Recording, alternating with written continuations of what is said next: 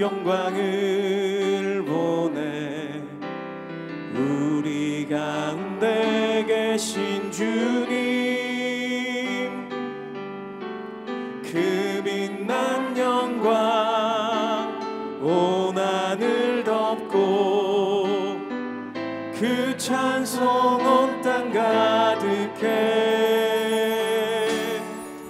내 눈 주의 영광을 보내 찬송 가운데 서신 주님, 주님의 얼굴은 온 세상 향하네. 권능의 발을 드셨네. 주의 영광 이곳에 가득해. 우린 선의 주님과 함께 찬양하며 우리는 전진하리. 모든 열방 주 올 때까지. 제7장. 비판을 받지 아니하려거든 비판하지 말라. 너희가 비판하는 그 비판으로 너희가 비판을 받을 것이요 너희가 헤아리는 그 헤아림으로 너희가 헤아림을 받을 것이니라.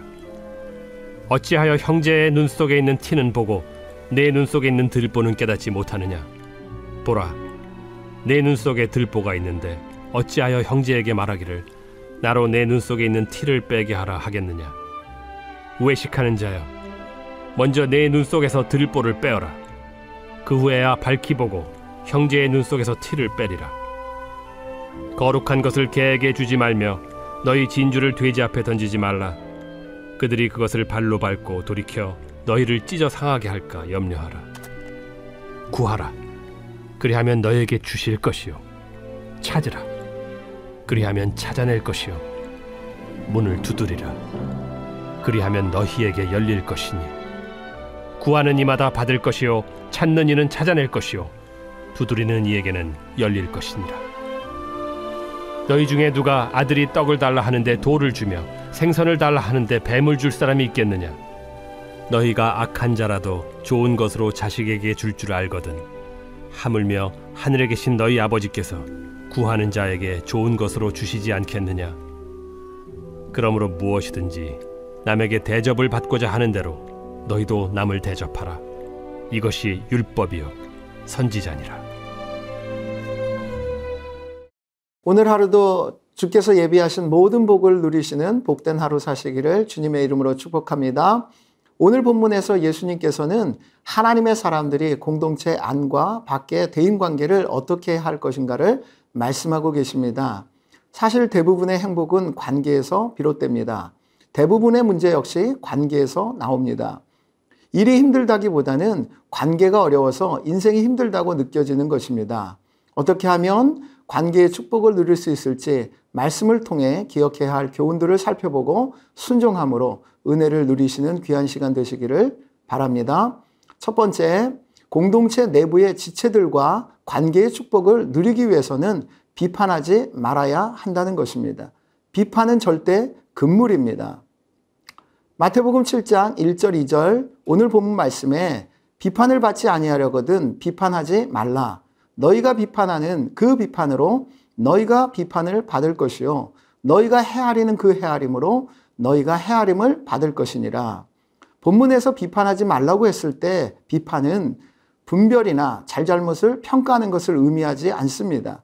이것은 거만한 태도로 사람을 내려다보는 것, 사랑이나 관심 없이 사람을 판단하고 정죄하는 것을 뜻합니다.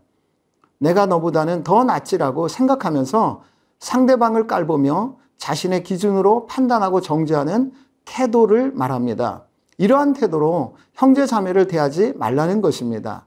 지체들을 비판하는 사람들에게는 겸손함과 사랑이 없습니다.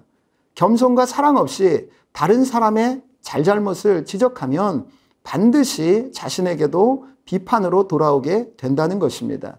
그리하여서 다툼이 발생하고 결국 공동체가 와해되어 관계가 깨어지게 되는 것입니다. 혹시 공동체 내에 형제 자매의 잘못을 지적하려 한다면 먼저 내 안에 그를 향한 겸손과 사랑이 있는지 생각해보고 겸손함과 사랑이 있으면 비판을 하지만 그렇지 않으면 비판하지 말아야 한다는 것입니다. 겸손과 사랑이 있어도 먼저 그 잘못을 지적하면 관계가 위험해질 수 있습니다. 그렇기 때문에 그를 위해 기도하고 하나님께 내어 맡기는 것이 더 지혜로운 태도라고 할 수 있습니다. 그리고 예수님께서는 만약 우리가 어리석게도 지체들을 겸손과 사랑 없이 비판을 하게 된다면 그 결과 마지막 심판 때 우리 역시 하나님께 겸손과 사랑 없는 심판을 받게 된다고 단호하게 경고하고 계십니다. 본문에서 헤아림이라는 표현은 다른 사람을 판단하는 기준을 의미합니다. 이러한 의미를 가지고 본문을 보면 우리가 지체들을 판단하는 기준으로 하나님께서 우리를 심판하신다는 것을 알 수 있습니다.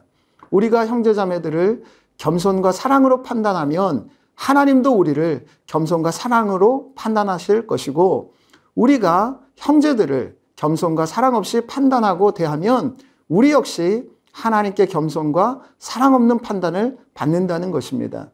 그러므로 공동체의 형제자매들을 판단하는 기준을 잘 가지라는 것입니다. 하나님께서는 우리를 그냥 죄인, 원수로 판단하지 않으십니다. 그 무한하신 긍휼과 자비하심으로 판단하셔서 예수 그리스도로 말미암아 우리를 자녀로 헤아려 주셨습니다. 이러한 하나님의 은혜의 기준으로 헤아림을 받는 우리는 마땅히 지체들을 은혜의 기준을 가지고 헤아려야 한다는 것입니다. 그래도 공동체의 지체들을 비판하려는 마음이 일어난다면 어떻게 해야 할까요? 3절에서 5절 말씀을 읽도록 하겠습니다. 어찌하여 형제의 눈 속에 있는 티는 보고 내 눈 속에 있는 들보는 깨닫지 못하느냐? 보라, 내 눈 속에 들보는 있는데 어찌하여 형제에게 말하기를 나로 내 눈 속에 있는 티를 빼게 하라 하겠느냐? 외식하는 자여, 먼저 내 눈 속에서 들보를 빼어라. 그 후에야 밝히 보고 형제의 눈 속에서 티를 빼리라. 비판하고자 하는 마음이 만약 일어난다면 그 즉시 나 자신을 자세하게 들여다보라는 것입니다. 형제를 비판하기 전에 나를 자세히 살펴보면 내 안에 티가 아닌 들보, 즉 엄청나게 큰 죄가 있음을 발견하게 됩니다. 그래서 형제자매를 비판할 수 없게 된다는 것입니다. 똥 묻은 개가 겨 묻은 개에게 뭐라고 할 수 없는 것입니다. 사실 우리는 누군가를 판단하여 정죄하는 재판관으로 부르심을 받은 것이 아닙니다. 재판관은 오직 하나님 한 분이십니다. 그렇기 때문에 우리가 형제자매들을 비판하면 재판관이신 하나님의 권한을 월권하는 교만의 죄를 범하는 것입니다. 우리는 재판관이 아니라 긍휼을 입은 죄인으로 부르심을 받은 것입니다. 그래서 예수님께서는 가늠하다 현장에서 잡힌 여인을 끌고 온 자들에게 다음과 같이 말씀하시는 것입니다. 죄 없는 자가 돌로 쳐라. 죄 없는 자만 비판하고 정죄할 수 있다는 것입니다. 그런데 죄 없는 분은 한 분밖에 없습니다. 그분이 누구십니까? 하나님이십니다. 이 하나님께서도 비판하거나 정죄하지 않고 우리에게 긍휼과 자비를 베푸셨는데 어떻게 취약한 죄인인 우리가 형제자매들을 비판하고 정죄할 수 있겠습니까? 안타깝게도 교회 안에 자꾸 비판하고 정죄하는 사람들이 많아져서 서로 다툼과 분쟁이 있는 것입니다. 교회 공동체는 정죄를 뒤로 하고 오직 하나님의 긍휼하심을 받아 의롭게 된 죄인들의 모임입니다. 그러므로 서로를 비판하고 정죄하는 것을 내려놓고 긍휼을 베풀어야 하는 것입니다. 비판할 상황에서 오히려 긍휼과 사랑을 베푸는 것이 복음입니다. 사랑하는 더 사랑의 성도 여러분, 상황보다는 복음이 이기는 공동체가 되게 하십시오. 그래야 관계의 축복을 누릴 수 있는 것입니다. 사랑하는 더 사랑의 형제자매 여러분, 가정에서나 교회에서나 비판하기에 앞서 나 자신을 잘 돌아봅시다. 그리고 겸손히 낮춰 들보 같은 큰 죄를 긍휼로 덮어주신 하나님의 은혜를 깊이 묵상합시다. 그리하여 가족과 지체들을 비판하고 정죄하기보다는 오히려 그 들보보다 더 큰 자비하심으로 나를 품어주신 하나님의 사랑으로 그들을 품어주는 아름답고 복된 공동체를 이루어 관계의 복을 온전히 누리시길 간절히 축복합니다. 두 번째, 공동체 밖에 사람들과 관계의 축복을 누리기 위해 그들에게 함부로 거룩한 것을 주지 말라는 것입니다. 6절 말씀 다시 한번 읽겠습니다. 거룩한 것을 개에게 주지 말며 너희 진주를 돼지 앞에 던지지 말라. 그들이 그것을 발로 밟고 돌이켜 너희를 찢어 상하게 할까 염려하라. 예수님께서는 다소 거친 표현으로 거룩하고 진주와도 같이 귀한 하나님 나라의 복음을 개와 돼지에게 던져주지 말라고 명령하십니다. 개와 돼지는 누구를 뜻합니까? 복음을 완강하게 반대하는 자들을 뜻합니다. 그들에게 거룩하고 귀한 복음을 주지 말라는 것입니다. 거룩하고 귀한 복음을 전에도 그 거룩함과 귀함을 무시하여 완강하게 거부하는 사람들에게는 더 이상 전하지 말라는 것입니다. 그 이유는 그들이 그 거룩하고 영광스러운 복음을 발로 밟고 즉 하찮게 여기고 복음을 전하는 자를 오히려 박해할 수 있기 때문이라는 것입니다. 물론 우리는 늘 세상 사람들과 관계를 가질 때 복음을 전할 것을 염두에 두어야 합니다. 누구에게나 이 귀한 복음을 전해야 하는 것입니다. 그러나 무조건 누구에게나 복음을 전하면 안 된다는 것입니다. 잘 분별해서 복음을 귀하게 여겨 잘 받아들일 수 있는 자들에게만 귀한 복음을 전해야 한다는 것입니다.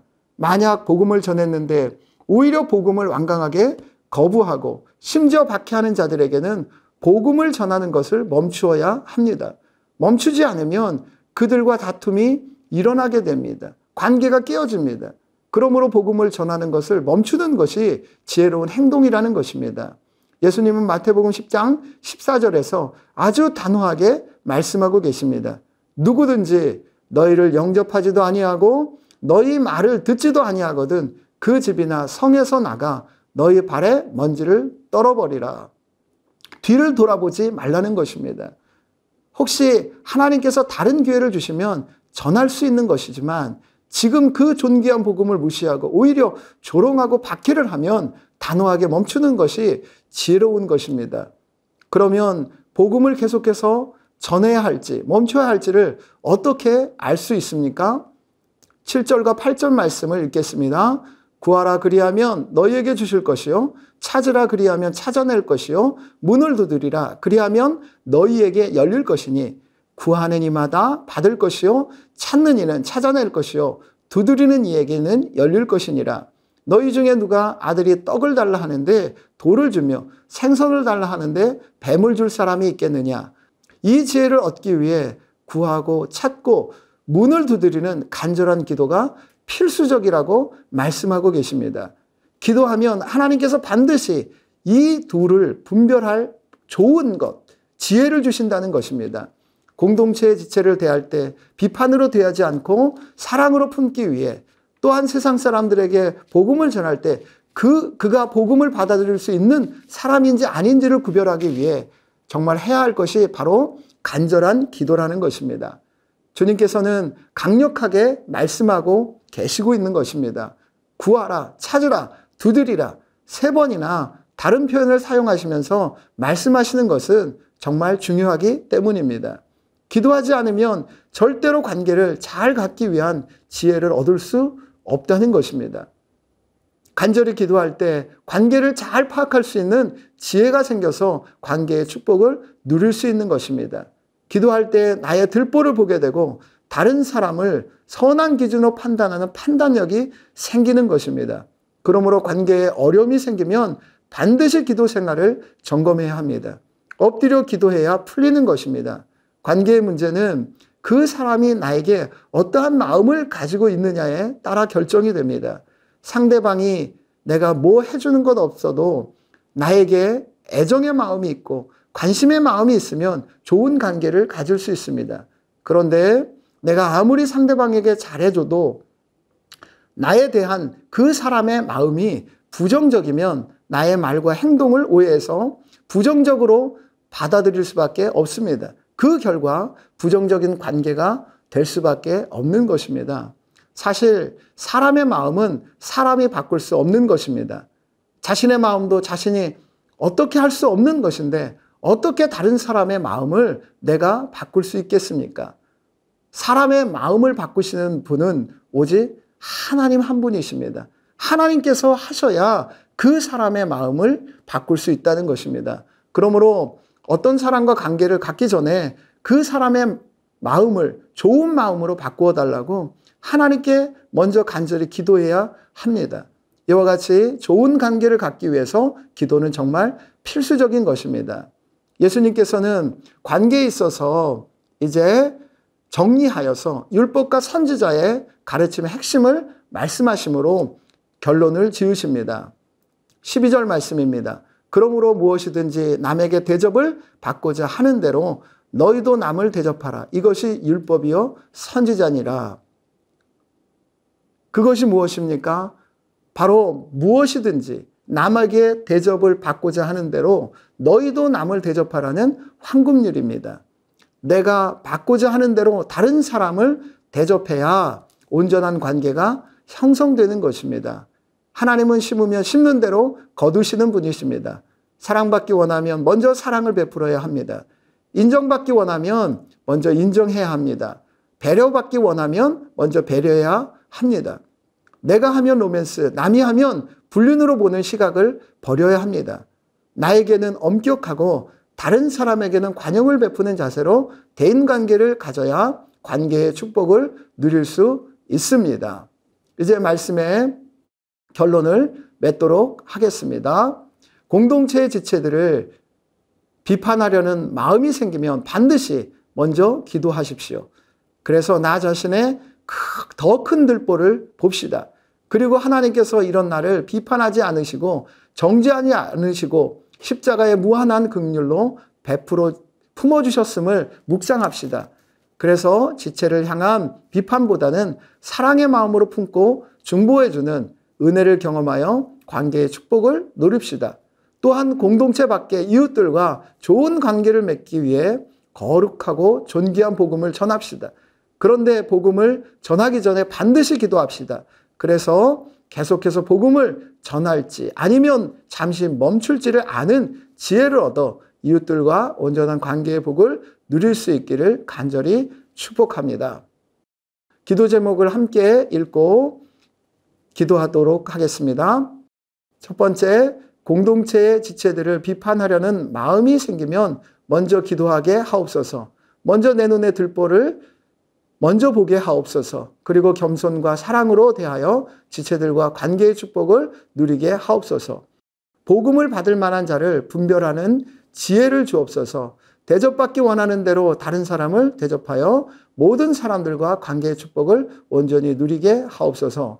더 사랑 공동체가 지체들을 비판하기보다는 서로 겸손한 마음으로 사랑을 베풀고 이웃에게 복음을 온전히 나누며 사랑으로 대접하여 관계의 축복을 누리는 복된 공동체로 계속 쓰임받게 하옵소서.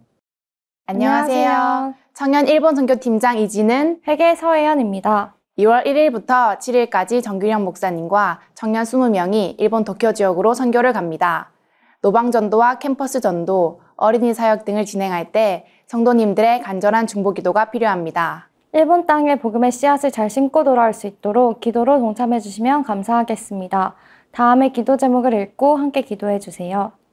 첫째, 2월 1일부터 7일까지 진행되는 일본 선교 일정과 모든 준비 과정 가운데 주님께서 함께하여 주시고 선교대원 모두가 말씀과 기도를 통해 성령 충만하게 하소서. 둘째, 만나야 할 영혼을 만나게 하시고 하나님의 사랑과 복음을 온전히 흘려보내는 도구와 통로가 되게 하시며 일본 땅에서도 주님 홀로 영광을 받아주소서. 셋째, 선교 사역을 위해서 함께 기도할 중보기도자를 세워주시고 필요한 모든 재정을 공급하여 주사 하나님의 여호와 이레를 경험하게 하소서.